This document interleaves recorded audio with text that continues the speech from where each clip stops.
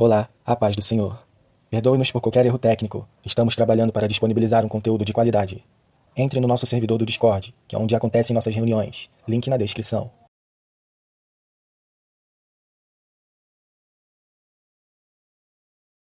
Boa noite a todos, todas, a paz do Senhor. Então, a gente tem nos últimos dias, nos eventos, sobre santidade, questão da santidade. A gente precisa ter santidade para subir ao céu. A Deus não parece ter sentido, consegue ser santo, ninguém consegue. Calma lá, respira. Realmente a gente não consegue não pecar. É algo, infelizmente, natural do ser humano. Em 1 Pedro, capítulo 1, versículo 15 a 16, versículo-chave, quer dizer, dessa pregação, que eu vou ler pelo chat, porque eu quero que todo mundo leia a mesma tradução, ok? Primeira Pedro, capítulo... Ai, pera, calma aí. Socorro, gente, é por aqui. Mas, enfim. 1 Pedro, capítulo 1, versículo 15 ao 16. Por favor, coloquem aí, tá bom? Porque, enfim. Obrigada, Kit Kat, Aninha. Mas assim como é santo aquele que os chamou, sejam santos vocês também em tudo que fizerem, pois está escrito, sejam santos porque eu sou santo. Eu não me empenho nas outras pregações, mas nessa eu me empenhei ainda mais. E eu trouxe aqui a etimologia, ou seja, a origem da palavra, de onde surgiu, etc., da palavra santidade e o conceito. A gente pode colocar assim, tem algumas palavras em grego que podem sim ter o significado de santidade, ou se encaixar no significado de santidade. Por exemplo, kad, que é cortar ou separar partes. Kadash, santificar, com Sadesh é santificado e Kadosh é santo ou separado. O conceito de santidade é que se trata da separação e da renúncia daquilo que é considerado impuro, mal ou profano, a partir da dedicação a uma vida de devoção e consagração total a Deus. O radical de construção dessa palavra é permeado de intensa participação do verbo grego teleios, que significa disposto, maduro, completo, adulto e etc. E agora eu não lerei mais, só ficarei dando umas olhadinhas, porque tem que vir de Deus, né? Não pode ser tão monótono. Mas enfim,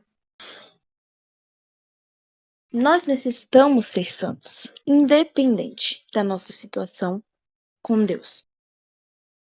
Ser santo é separar do mundo, ser santo é ser separado, é cortar aquele pecado. Não que você não vá pecar. É quase impossível, quase não. É impossível. Você não vai conseguir ficar um dia inteiro sem pecar, porque desde o momento que você nasceu, você já pecou. Por causa da nossa natureza pecaminosa. Todo mundo quer ser salvo. Ninguém vai querer ficar em um lugar que vai te trazer dor eterna. Ah, mas tem gente que fala que quer ir pro inferno. Eles querem ir pro inferno, mas eles não querem sofrer o verdadeiro sentimento, a verdadeira dor do inferno. Eles não sabem o que dizem, basicamente. Só que para você chegar, você precisa passar pela porta estreita, pelo deserto. Você precisa passar pelo trajeto difícil. Mas essas pessoas, as pessoas do mundo, ou até mesmo da igreja, estão pegando a primeira bandeja que Satanás oferece. A primeira coisinha que você pecar, você vai lá, pega e degusta tudo, sabe? Tipo, nossa, como se fosse um prato de lasanha bolonhesa. Existe lasanha bolonhesa. Vocês me entendem? Como se fosse algo muito bom. Só que aquilo tá podre. Aquilo pode não te fazer mal agora, mas pode ter certeza que você não vai permanecer bem. A gente tem visto um mundo sujo, cada vez mais perdido, com falta de Deus. E quando fala que é falta de Deus, eles falam que é mimimi, falam que a gente julga todo mundo, eles falam que a gente não sabe de nada. Ah, eu tô com depressão, isso aí é falta de Deus. Não que a gente queira falar, tipo, falando que é frescura, não, é porque é a verdade. Tantas pessoas aí destruídas, tantas pessoas aí precisam saber a verdade. A gente aqui tem que se santificar, temos, mas a gente também tem que ficar atento com o mundo afora. Não é só porque eu estou em processo de santificação, por exemplo, que, até como Dallas disse, que eu vou deixar de conviver com algumas pessoas. Não. Que a gente não vai seguir companhias que nos influenciam para o mal. Mas não que eu vá ficar sozinha sem ninguém. No meu processo de santificação, eu também tenho que aprender a conviver e permanecer em santificação. Não adianta eu não conviver com ninguém, pois assim só a minha verdade valerá, porque ela é a única verdade que eu conheço. E eu também não posso conviver com todo mundo, pois tem certas influências que vêm para o mal. Então, é um pouco complexo. Não dá para explicar muito bem ou com simplicidade as coisas de Deus. Porque ele é um Deus que cada coisa, mínimo detalhe, exige uma explicação bem lógica. Uma coisa que tem atrapalhado muito os cristãos, os não cristãos, é a distorção da palavra de Deus, até da palavra de Deus, que ocorre pela mídia. É no mínimo amedrontador e vamos concordar que o mundo quer esconder e acobertar o que nos faz sentir vivos, que é o Evangelho. Enquanto a gente só quer viver em paz pregando a palavra de Deus, as pessoas querem colocar sendo chicoteado pelo Satanás no carnaval. Enquanto a gente só quer postar vídeo falando de Jesus, as pessoas estão querendo zombar da gente. Enquanto a gente está prezando pela vida, eles prezam pelo aborto. E falam que tá tudo bem. Porque a mulher não tem obrigação de ter filho. E aqui tá o ponto-chave dessa pregação. Ai, mas olha sobre santificação? Calma aí. Vai chegar, calma. Enquanto a gente diz que precisa ser santo para entrar no céu, as pessoas dizem que só é necessário ser uma pessoa boa. E essa distorção da verdade faz com que sejam criadas meias verdades. Algo que é meio ou quase não é. Eu quase ganhei, você não ganhou. Eu eu fiz meia prova, você não fez a prova toda. Então, quando é uma quase verdade, quando é uma meia verdade, não é verdade. Nós precisamos ser santos, porque Jesus foi, é e continuará sendo santo. Ah, mas se eu vou pecar, por que eu vou tentar não pecar? Não vou nem responder. Perdão. Mas é por esforço que você consegue alguma coisa na vida. E se você não se esforça, não tem por que ganhar. Ok? Pra gente alcançar assim, precisa primeiramente ter o maior dos mandamentos e ter ciência dele em nosso coração, que é amar a Deus acima de todas as coisas. Se você não fizer isso, não tem sentido que você o siga ou siga o que ele fala. Eu particularmente não falaria, ou eu particularmente não seguiria algo de alguém que eu não conheço ou que lá ou que eu não amo. Por exemplo, se Joana era pra ser fulano, só que foi errado, mas enfim. Se Joana falar, vai comprar uma pipoca pra mim. Eu nem conheço ela, por que eu vou obedecer ela? A gente obedece quem ama. Então primeiro a gente tem que amar Deus pra obedecer. Ou, enfim, uma coisa importante sobre o processo de santificação é a devoção. É necessário que nós tenhamos devoção a Deus. Porque devoção é, por exemplo, eu tenho devoção por algo. Eu, eu não quero falar isso, mas eu adoro algo. Então a Deus não é só uma simples palavra e etc. mas é você ter carinho por Deus. Você adorar a Deus. É você ter cuidado com o tempo de Deus, passar ali, ter o seu momento diário com Ele, ler a Bíblia e etc. Só que, infelizmente, perdido no caos que está o mundo de hoje. Nós vemos aí guerras. Eu vi no jornal que tem umas 10 guerras acontecendo agora, nesse exato momento. Claro que a gente não sabe disso, né? As que mais a gente viu foi Rússia e Ucrânia e agora Israel e Palestina. Só que não são só isso. 10 guerras, não 10 países. Ainda fica pior. Nesse caos, onde os corações têm se esfriado e só usam o nome de Jeová como um escudo, um amuleto, ou até o gênio da lâmpada, sabe? Aquele que ali três desejos, só que eles acham que é infinito, que não tem preço, que tudo é de graça. Essa mesma mídia, que não sabe o que faz, não sabe com quem fala, ou o que fala, é a mesma que quer influenciar nós cristãos para irem ao mundo deles. Vamos concordar que a gente precisa se guardar para Deus. É necessário, não é só porque eu quero me guardar para Deus. Não, se você não se guardar, se você não ficar atento, se você não vigiar, perdão, irmão, a chance de você cair é maior do que a chance de Jesus voltar. Ou seja, a chance de Jesus voltar é 100%. Ou seja, entendeu? Fica ligado.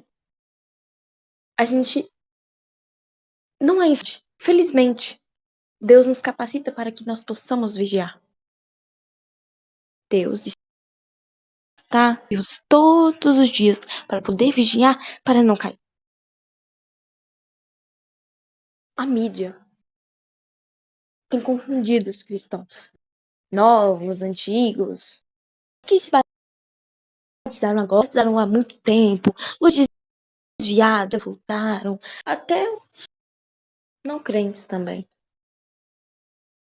E é aquilo que eu falei, exatamente com as mesmas, ou com as meias verdades. Em Deuteronômio,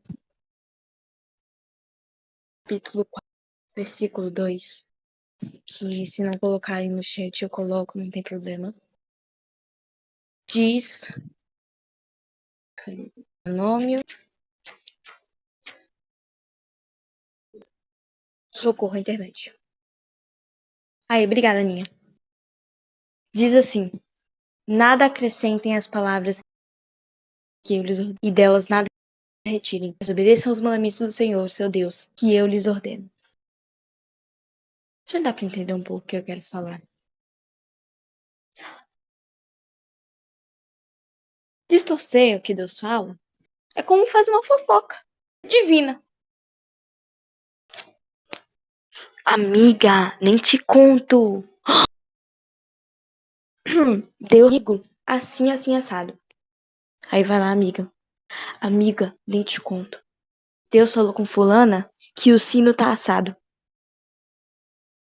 Aí dá, amiga. Amiga, eu nem te conto. Deus falou com fulaninha que o sino tá assando. E vai, e vai indo, e vai indo, e vai indo, e vai indo. Às vezes não é nem culpa da amiga. É culpa, ou, às vezes não é nem culpa da fulana. É culpa da amiga que ouviu. A gente tem que ouvir as coisas, entender do jeito que elas são. A gente não pode mudar para algo que nos agrade, porque não tem que nos agradar. É sobre ele, não sobre nós. Nunca foi sobre nós. A palavra eu não deve existir em nós. Deve ser ele. A doença do eu tem feito muitas pessoas caírem. O ego delas sobe e a vida espiritual delas desce.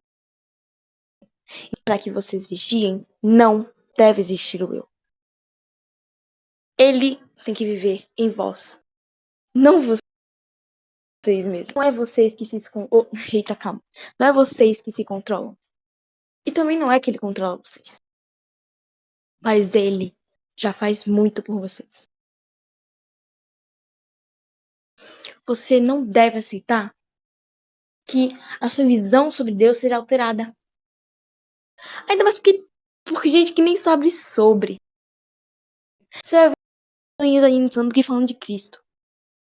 Aí vai falar uma vez e você já acredita.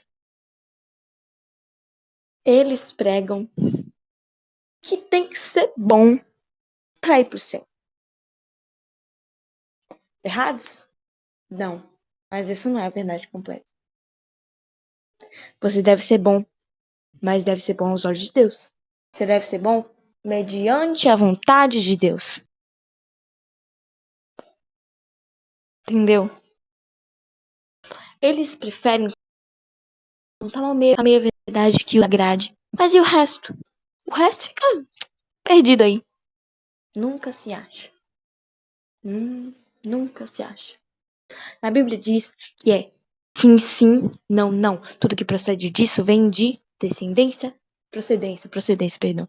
Procedência do maligno. Se uma coisa é minha verdade, é sim, não. Então de Deus não é. Aí eu já não sei de quem é. Mas eu sei que de Deus não é, não. Muita gente.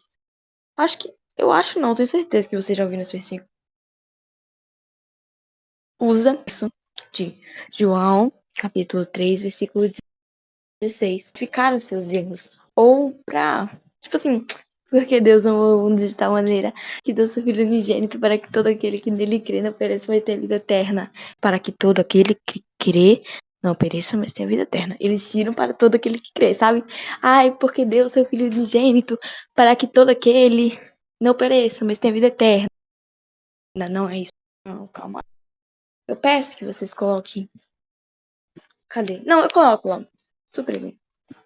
Não adianta a gente só ler metade. Ok? Obrigada, Aninha. Uau! Não adianta a gente só descartar o resto.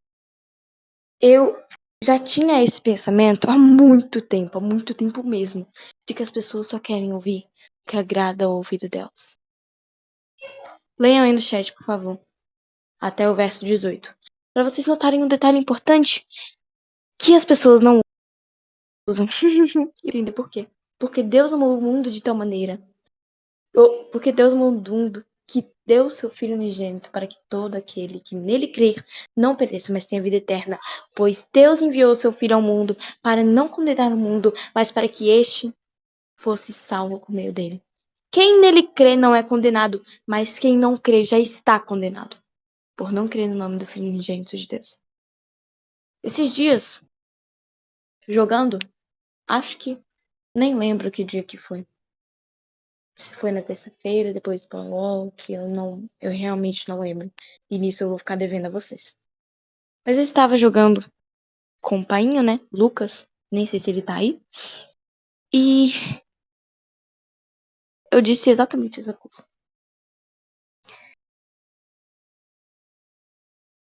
Às vezes, a palavra crer, ela não é nem no sentido literal. Eu posso crer que a parede que tá aqui do meu lado existe. Ó, nem sei se deu pra ouvir, mas eu tava... Ela é tão real quanto Jesus é. Às vezes, crer não é só no sentido de acreditar. Porque tem muita gente que acredita que sim, Jesus existe. Jesus é um ser divino que veio para salvar a gente, que não sei o que ele é muito... Deus é amor, que não sei o que lá, Jesus te ama. Só que crer, vamos lá, também é obedecer, também é ter devoção. No processo de sua santificação, você tem que crer em Deus. Ter fé. Crer pode ser baseado sim, ter fé, só acreditar. Não é só isso. Você não pode simplesmente continuar vivendo sua vida do jeito que você tá, se você não seguir a Deus. Porque certamente você vai cair no fogo do inferno. Quem não crê já está condenado, independente se foi bonzinho ou não. Se é ladrão, policial, médico, quem deu o tiro no... Se você não crê em Deus, seu futuro... Calma aí pronto. Só pra finalizar, acho que ainda dá uns 5 minutinhos, mas não sei. Nessa santificação, além de vigiar acerca da hipocrisia do mundo, acerca das falácias e das crendices, você também deve criar intimidade com Deus. Não deixe que esse joguinho de você só precisa ser uma pessoa boa, que não sei o quê. Não creia nisso. Por que quem estão falando são os homens?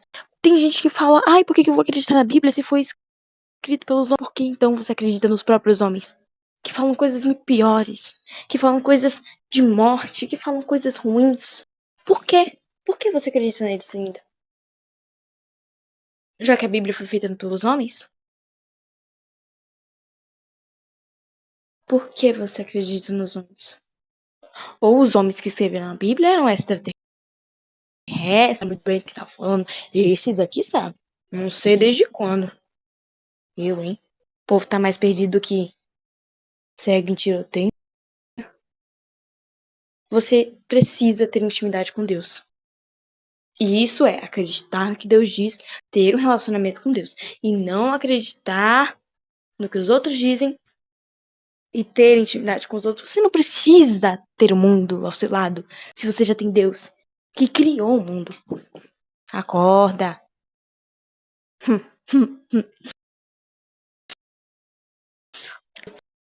Não pode subir ao céu. Sabe por quê? Vamos lá. Põe no chat pra mim, por favor. Vocês entrariam na casa de alguém que conhecem? Ou melhor, vocês abririam a casa pra alguém que vocês não conhecem? Bora, respondo.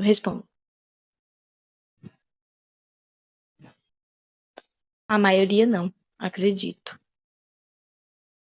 Quem é o louco de deixar alguém que. alguém que você não conhece entrar na sua casa? Vai que é um ladrão. Mas depende não, Kit. Calma aí. Vai que é um ladrão. Vai que é um cara que tá querendo me sequestrar. Ou até querendo me roubar. Eu nem conheço esse cara, por que ele tá querendo aqui na minha casa?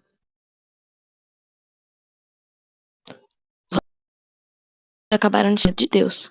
Quer dizer, depende, calma. Eu vou contextualizar aqui melhor, que ficou uma frase meio estranha.